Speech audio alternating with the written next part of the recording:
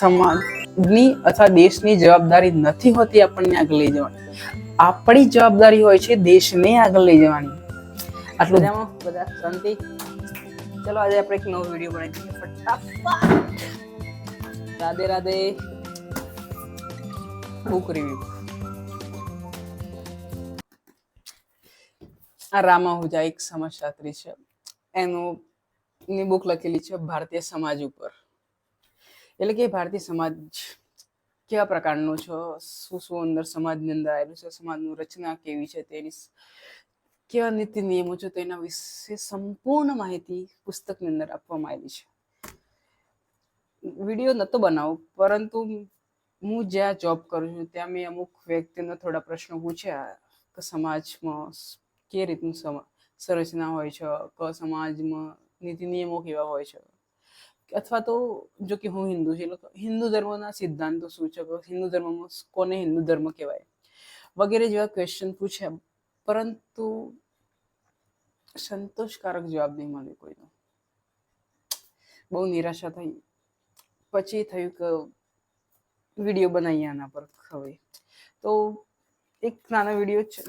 આ ટોપિક બહુ ઇમ્પોર્ટન્ટ છે એટલા માટે વિડીયો બનાવું છું, નહીં તો બ્લોગ વિડીયો જ બનાવો હતો, પરંતુ બહુ જરૂરી ટોપિક છે.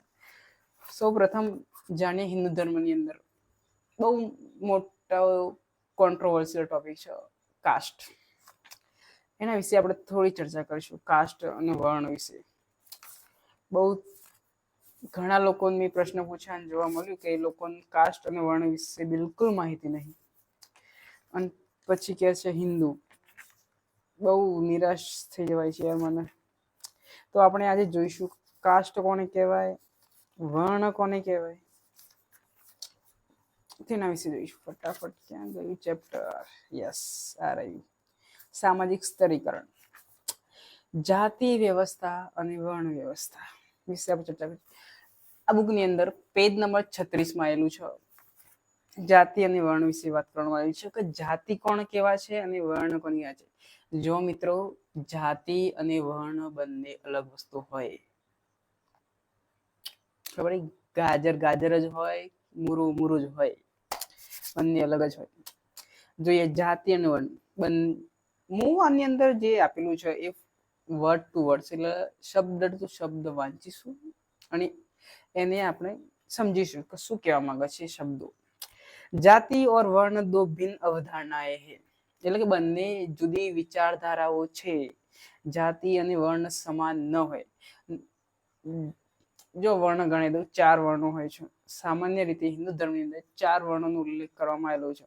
બ્રાહ્મણ, વૈશ્ય, ક્ષત્રિય અને શૂદ્ર. જો કે આમ હેરાર્કી આ રીતની હોય છે: બ્રાહ્મણ, ક્ષત્રિય, વૈશ્ય, શૂદ્ર. હું થોડા આગળ પાછળ બોલી ગયો હતો. જોઈએ सामाजिक संगठन का हिंदू सिद्धांत वर्णाश्रम संगठन के संदर्भ में भी है. હવે ના ખબર ને વર્ણાશ્રમ કીધું, બાલ્યાશ્રમ થી મળીને વૃદ્ધાશ્રમ સુધીનો જેટલો સમયગાળો હોય છે, એટલે કે બાળક જન્મથી મળીને જેટલું વૃદ્ધ થતું હોય છે ત્યાં સુધીનો જે અલગ અલગ સમય આવતો હોય છે તેના જીવનમાં જે અલગ અલગ સમય આવતો હોય છે તેને आश्रम कहेवाय आश्रम कहवाता હોય છે. जहाँ वर्ण और आश्रम संगठन दो अलग संगठनों के रूप में माने जाता है. अब आश्रम और वर्ण भी अलग अलग હોય છે. આપણે પણ वर्ण आश्रम पर વધારે फोकस करेंगे, वर्ण पर फोकस करेंगे. आश्रम संगठन संसार में व्यक्ति के व्यवहार को जीवन की विविध अवस्थाओं में इंगित करता है. એટલે ના કીધું વ્યક્તિ પોતાના જીવનકાળ દરમિયાન જે વ્યવહાર સમયની અંદર પરિવર્તનની સાથે જે એની અંદર ફિઝિકલી અને મેન્ટલી ચેન્જીસ થતા હોય છે એના આધારે તેનો વ્યવહારમાં જે પરિવર્તન થતું હોય છે તેને आश्रम गणવામાં આવતું હોય છે. जबकि वर्ण संगठन उस कार्य से संबंध है जो व्यक्ति समाज में अपनी स्थिति के अनुकूल એટલે કે પરિસ્થિતિને अनुकूल अपने जन्मजात स्वभाव व अपनी प्रवृत्तियों और प्रकृति के अनुसार करेगा. અહીંયા બહુ વાત લાઈન ફરીથી વાંચું છું, સાંભળજો. जबकि वर्ण संगठन उस कार्य से संबंध है जो व्यक्ति समाज और अपनी स्थिति के अनुकूल तथा अपने जन्मजात स्वभाव व अपनी प्रवृत्तियों और प्रकृति के अनुसार करेगा. એટલે કે વ્યક્તિ પોતાના સ્વભાવ, પરિસ્થિતિ અને પોતાના આચરણના આધારે તેનો વર્ણ નિર્ધારિત થશે. જન્મના આધારે નહીં. ખબર પડી? તો એનો મતલબ એવો થાય કે તમે કોઈ બી વર્ણના હોઈ શકો છો, ભલે તમારી જાતિ ગમે તે હોય, તમે નીચી જાતિના હોય, ઊંચી જાતિના હોય. જો કે ઊંચ નીચ જેવું તો હોવું ના જોઈએ, પણ જો એવું તમે માનતા હોય, તમારા મગજની અંદર પૂર્વગ્રહો આપેલા હોય તમે સમાજમાં રહો છો એટલે હોય જ પૂર્વગ્રહો કે તમે નીચા, તમે ઊંચા, આમ તેમ તેમ ડેકનું પૂછનું આ બધું હોય. પરંતુ વર્ણ તમારા કર્મ, તમારા વિચારો, તમારો વ્યવહારના આધારે તમને નક્કી થાય છે, એવું આ પુસ્તકની અંદર લખેલું છે. યજુર્વેદ, જો હવે ધ્યાનથી સાંભળજો, વર્ણનો ઉલ્લેખ સૌપ્રથમ આપણને ક્યાં જોવા મળે છે એ લખેલું છે.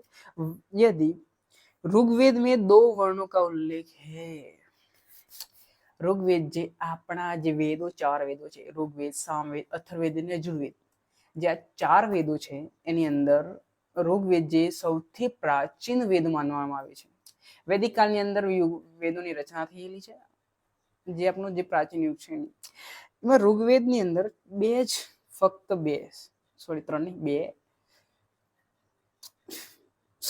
બે વર્ણોનો ઉલ્લેખ થયેલો છે. એક આર્ય ઓર દાસ. આર્ય એટલે ઊંચા અને દાસ એટલે જીમનાથી નીચા હોય એવા દાસ. એટલે 2 જ વર્ણોનો ઉલ્લેખ થયેલો છે. और શું લખ્યું છે? और समाज के विभाजन का उल्लेख 3 क्रम में है. સમાજનું જે વિભાજન થયેલું છે 3 કેટેગરીની અંદર થયેલું છે. બ્રહ્મ એટલે પુરોહિત, ક્ષત્ર યાની યોદ્ધા, और विष यानी सामान्य जन એટલે કે આપણે જેવા સામાન્ય જન. लेकिन चौथे क्रम अर्थात शूद्र का कहीं उल्लेख नहीं है भाई. देयर इज अ नो, नहीं इंग्लिश नहीं કેવું, કોઈ ઉલ્લેખ નહીં કે શૂદ્ર જેવું કોઈ હતું, એવું કોઈ ઋગ્વેદની અંદર ઉલ્લેખ જોવા મળતો નથી. यदि आर्यों द्वारा घृणा किए जाने वाले समूहों का, જે આર્યો દ્વારા જેનો તિરસ્કાર કરવામાં, ઘૃણા કરતા હતા, ઘૃણા હિન્દી શબ્દ છે, જેનો તિરસ્કાર કરતા હતા એવા જે લોકો ઓળખાતા હતા એમના સંદર્ભમાં કહેલું છે. એવા समूह का संदर्भ आता है जैसे अयोग्य, चांडाल और निषाद आदि. એટલે કે જે વ્યક્તિઓને આર્યો અયોગ્ય, નિષાદ અથવા ચાંડાલ ગણતા હતા તેવા લોકોને શુદ્ર ગણવામાં આવતા હતા. હવે મિત્રો તમે જ કહો કેટલું યોગ્ય છે કે કોઈ વ્યક્તિને શુદ્ર કહેવું? બિલકુલ યોગ્ય છે, શુદ્ર કહેવું જ જોઈએ. હું જ માનું છું શુદ્ર કહેવું જ જોઈએ, કેમ કે વ્યક્તિનો વર્ણ તેના કર્મના આધારે નિર્ધારિત થવો જોઈએ, જન્મના આધારે બિલકુલ નહીં. चलो આપણે આગળ વચ્ચે પછી થોડી वैदिक काल में उच्च या निम्न वर्ण जैसा कुछ नहीं था. જ્યારે આપણા દેશની આપણે જે ધરોહર માનીએ છીએ આપણા વેદોનો, જ્યારે તેમની રચના થઈ વૈદિક કાળની અંદર, ત્યારે કોઈ ઉચ્ચ નીચનો કોઈ ભેદભાવ જ નતો યાર. તો પછી અત્યારે શા માટે થઈ રહ્યો છે આટલો બધો ભેદભાવ? ભણેલા ગણેલા વ્યક્તિઓ ભેદભાવ કરી રહ્યા હોય છે. ભણેલો ગણેલો ડોક્ટર હોય, એન્જિનિયર હોય, તો પણ પ્રથમ પૂછશે શું નામ તમારું, શું સરનેમ તમારી, કાસ્ટ શું છે તમારી. આટલો બધા ભેદભાવ તમને દરેક જગ્યાએ જોવા મળતો હશે, પરંતુ તેનું કારણ અને તેના મૂળ બહુ ઊંડા છે સમાજની અંદર. પરંતુ જો તમે સાચું શિક્ષણ અથવા સાચી કેળવણી મેળવી હોય અથવા સાચા પુસ્તકો વાંચ્યા હોય તો તમારી અંદર આ પ્રકારનો કોઈ ગુણ જોવા નહીં મળે. સર્વ બધા જ સમાન હોય, કોઈ ખરાબ, કોઈ ઊંચું, કોઈ નીચું નથી હોતું. હા, તમે પૈસા ટકા ઊંચા હોઈ શકો, પરંતુ તમે કોઈ વ્યક્તિને તેના જન્મના આધારે તમે તેને શુદ્ર અથવા બીજી અલગ અલગ શબ્દો જે વાપરો છો એ ન વાપરી શકો. ચલો આપણે આગળ જોઈએ શું કહે છે. वैदिक काल में उच्च या निम्न वर्ण जैसा कुछ नहीं था. समाज 4 वर्णों में विभाजन. समझो કે આ 4 વર્ણનો કોન્સેપ્ટ ક્યાંથી આવ્યો છે એ સમજો. લખેલું છે समाज का 4 वर्णों में विभाजन ब्राह्मण, क्षत्रिय, वैश्य और शूद्र श्रम विभाजन पर आधारित था. ખબર હું એટલા માટે સપોર્ટમાં છું વર્ણોના, કેમ કે શ્રમ આધારિત વિભાજન પર થતું વર્ણોનું, એટલે કે વ્યક્તિ જે પ્રકારનું કામ કરશે એ પ્રકારે તે વર્ણ ગણાશે જ. ગમે તેવો જ્ઞાતિમાં જન્મેલો વ્યક્તિ જો શૂરવીરતાનું કામ કરે તો તે ક્ષત્રિય જ ગણાશે. તેને પછી તમે શુદ્ર ન કહી શકો, એ ક્ષત્રિય જ ગણાશે. ઘણા લોકોને થશે ખટકશે, પણ આ સાચી વાત છે. આપણા વેદો અને આપણું જે ધર્મ પુસ્તક છે ભગવદ્ ગીતા, શ્લોક મને યાદ નહીં, નકર હું હાલ કહી દેત, પણ એની અંદર ક્યાં એ બુક બતાવી દઉં આ તો, જો કે આ ગીતા પ્રબોધની છે, પણ ગીતાની અંદર બહુ સરસ રીતે ભગવાન કૃષ્ણએ વર્ણવ્યું છે વર્ણો વિશે, અને તેની વ્યાખ્યા પણ કરેલી છે. ચલો આપણે આગળ પુસ્તક પર આવીએ પાછા અને આગળ વધીએ. प्रत्येक वर्ण के सदस्य अलग अलग कार्य करते थे, क्रमशः पुजारी का, शासक का, योद्धा, व्यापार का और सेवाओं का. विभिन्न देवी देवताओं की पूजा करते थे और विविध संस्कारों का पालन करते थे, लेकिन सहभोज या सामाजिक संबंधों या एक वर्ण से दूसरे वर्ण में परिवर्तन पर कोई प्रतिबंध नहीं था. બહુ ધ્યાનથી સાંભળજો, આ લાઈન ફરીથી બોલું છું. પ્રત્યેક વર્ણ કે સદસ્ય અલગ અલગ કાર્ય કરતી હતી, જેમ કે પૂજારીનું, શાસકનું, યોદ્ધાનું, व्यापारનું અને સેવાઓનું, અને विभिन्न देवी देवताओं की पूजा करते थे और विविध संस्कारों का पालन करते थे, लेकिन सहभोज એટલે કે સાથે જમવું, સાથે ઉઠવું બેઠવું જમવું, યા સામાજિક સંબંધો એટલે કે કૌટુંબિક સંબંધો બાંધવા, એટલે કે લગ્ન પ્રસંગ હોય અથવા તો ભાઈચારો વધારવો, ગમે જેવા કૌટુંબિક જે પારિવારિક સંબંધો બાંધવામાં, या एक वर्ण से दूसरे वर्ण में परिवर्तन पर कोई प्रतिबंध नहीं थो. એટલે કે કોઈ પણ વર્ણનો વ્યક્તિ બીજા વર્ણની અંદર જઈ શકતો હતો. ક્ષત્રિય બ્રાહ્મણ થઈ શકતો, બ્રાહ્મણ ક્ષત્રિય થઈ ગયો, ક્ષત્રિય શૂદ્ર પણ થતો, શૂદ્ર ક્ષત્રિય પણ થતો, કોઈ પણ પ્રતિબંધ ન હતો. આ ક્યારની વાત છે? જ્યારે વેદોની રચના થઈ તે સમયની વાત છે, વૈદિક કાળની વાત છે. હવે આગળ જોઈએ. बाद में जैसे जैसे हम वैदिक काल थी ब्राह्मण काल तक चलते हैं, ये चारों वर्ण श्रेणी क्रम में व्यवस्थित होते चले गए और ब्राह्मण सर्व शिखर पर रहे. અહીંયા એમ સરળ ભાષામાં કહેવામાં આવ્યું છે કે બ્રાહ્મણો અને ક્ષત્રિયો બંને દ્વારા, હા એમાં શું ખોટું, જે રિયાલિટી છે એ બોલું છું, દ્વારા તેમનાથી જે અશક્ત અને જે બીજા એવા જે કાર્યોમાં જોડાયેલા હોય કે જે અશુદ્ધ ગણાતા હતા, એવા લોકોને એમને શુદ્ર જ ગણી લીધા અને નિયમો બનાવી દીધા કે હવે ક્ષત્રિયની અંદર જન્મ લેનાર વ્યક્તિ ક્ષત્રિય જ બનશે, ब्राह्मण कुल ની અંદર જન્મ લેનાર વ્યક્તિ બ્રાહ્મણ જ બનશે, તેવા નિયમો बनाई दीदा जाते જ. एक दृष्टिकोण के अनुसार वर्ण का अर्थ होता है रंग. एक अर्थ જોઈએ તો વર્ણનો અર્થ થાય છે રંગ, એટલે કે રંગ ભેદ આધારે નક્કી થતું. પણ और शायद इसलिए समाज का विभाजन गोरे और काले के रंग के आधार पर हो गया. शायद અહીંયા કોઈ અમેરિકન સમાજનો સંદર્ભ લઈ લીધો છે આમને રામા ભુજાજી.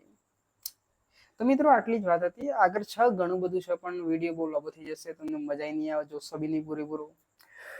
આ હતું જ્ઞાતિ અને વર્ણ વિશેની વાત. જ્ઞાતિ એક તમે જે તમારી જે સરનેમ હોય છે અથવા તો તમે જે કુળની અંદર જન્મો છો તેને જ્ઞાતિ કહેવાય, પરંતુ વર્ણ તમારા કર્મને આધારે નક્કી થતો હોય છે. જે રીતનો તમારો કર્મ હશે એ રીતના જ તમે બનશો. તો જાતિ પર ફોકસ નહીં કરો, વર્ણ પર ફોકસ કરો, તો સમાજ એક સાચી દિશા તરફ આગળ વધશે. હું બહુ એક ફેવરેટ લાઈન છે મારી કે સમાજની અથવા દેશની જવાબદારી નથી હોતી આપણને આગળ લઈ જવાની, આપણી જવાબદારી હોય છે દેશને આગળ લઈ જવાની. આટલું ધ્યાનમાં રાખો. સમાજ અથવા દેશ એ વ્યક્તિઓથી બનેલો હોય છે અને વ્યક્તિ જે પ્રકારના કર્મો કરશે, જે પ્રકારનું આચરણ કરશે તેના આધારિત સમાજનું ભવિષ્ય નિર્ધારિત થતું હોય છે. એટલે જો સમાજને સાચી દિશા તરફ લઈ જવો, થોડું જ્ઞાન આપું છું પણ સાચું આપું છું, લઈ લો. સમાજને આગળ લઈ જવો હોય તો વિચારસરણીમાં પરિવર્તન લાવવો જોઈએ સમયની સાથે. પરંતુ નહીં લાગતું મને કે શિક્ષણ યોગ્ય દિશામાં જઈ રહ્યું હોય છે. કેમ કે હું મારું માસ્ટર પૂરું કરીને બેઠો છું, હાલ હવે PhD ની તૈયારી કરું છું, જોબ કરું છું હોસ્પિટલની અંદર, એક સંસ્થા છે સ્વામિનારાયણ સમુદાયની અંદર એક હોસ્પિટલ હોય છે ત્યાં, અને કેટલો ભેદભાવ જોવા મળતો હોય છે મન દેખાય છે. એટલા માટે કહીએ છીએ શિક્ષણ, યોગ્ય શિક્ષણ જરૂરી છે. કેળવણી વિના તો જીવન અધૂરું છે ભાઈ. ચલો, રાધે રાધે બધાની. જો વિડીયો ગમ્યો હોય તો લાઈક કરો, શેર કરો અને પોતાના મિત્રો સાથે શેર કરવાનું ના ભૂલતા. જે લોકોને પણ રસ હોય આ ટોપિકની અંદર જાણવાનું તો જરૂરથી શેર કરો. રાધે રાધે.